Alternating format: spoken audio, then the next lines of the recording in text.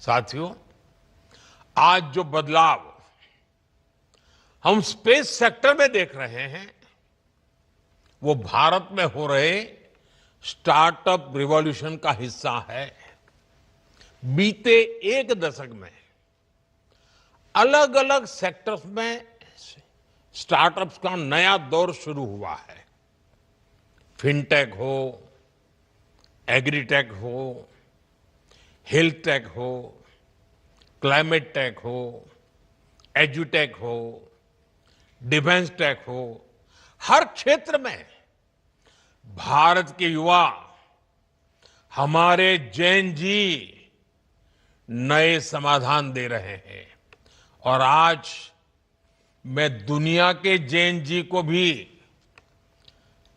बड़े आत्मविश्वास से कह सकता हूं कि अगर जैन जी के लिए सच्चे अर्थ में कहीं से प्रेरणा मिल सकती है तो भारत के जैन जी से मिल सकती है।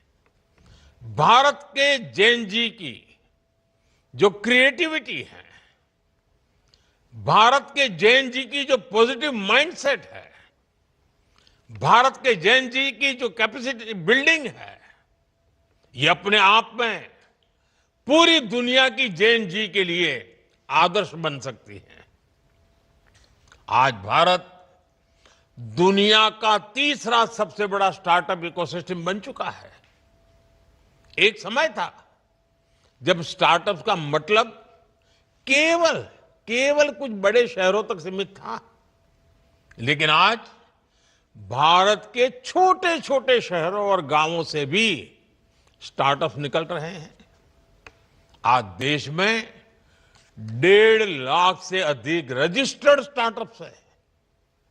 अनेकों स्टार्टअप्स यूनिकॉर्न बन चुके हैं। साथियों, आज भारत केवल एप्स और सर्विसेज तक सीमित नहीं है। हम अब डीप टेक, मैन्युफैक्चरिंग और हार्डवेयर इनोवेशन की ओर तेजी से आगे बढ़ रहे हैं। Thanks to Jain ji. आप सेमीकंडक्टर सेक्टर का ही उदाहरण लीजिए। सरकार ने जो ऐतिहासिक कदम उठाए हैं, वो भारत के टेक फ्यूचर की नींव को मजबूती दे रहे हैं।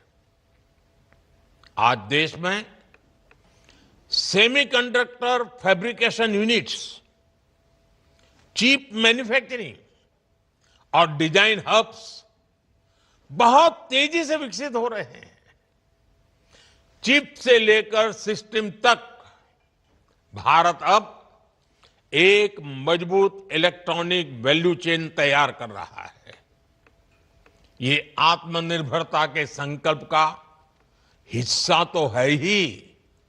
इससे भारत ग्लोबल सप्लाई चेन का एक मजबूत और भरोसेमंद पिलर भी बनेगा।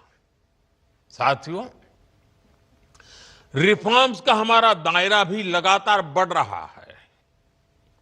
जैसे हमने स्पेस इनोवेशन को प्राइवेट सेक्टर के लिए ओपन किया, वैसे ही हम एक बहुत महत्वपूर्ण सेक्टर में भी कदम उठाने जा रहे हैं। हम न्यूक्लियर सेक्टर को भी ओपन करने की तरफ आगे बढ़ रहे हैं। इस सेक्टर में भी हम प्राइवेट सेक्टर की सशक्त भूमिका की नींव रखने जा रहे हैं। इससे small modular reactor, advance reactors और न्यूक्लियर इनोवेशन में अवसर बनेंगे।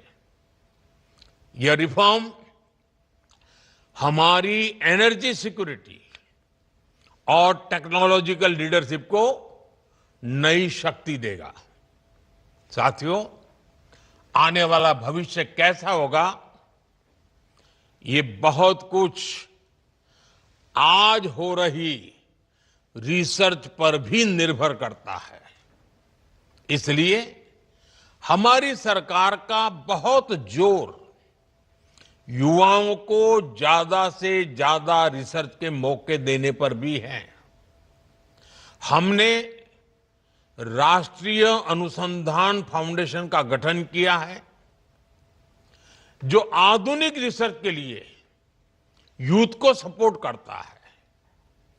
वन नेशन वन सब्सक्रिप्शन, इससे सभी छात्रों की इंटरनेशनल जर्नल्स तक पहुंच आसान हुई है।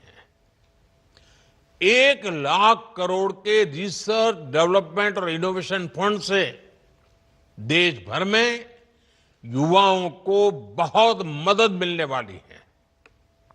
हमने 10,000 से अधिक अटल टिंकरिंग लैब भी खोली है, जो स्टूडेंट्स में रिसर्च और इनोवेशन की भावना जगा रही है। आने वाले दिनों में हम ऐसी 50,000 नई अटल टिंकरिंग लैब बनाने पर काम कर रहे हैं। सरकार के ये प्रयास भारत में नए इनोवेशन की बुनियाद बना रहा है।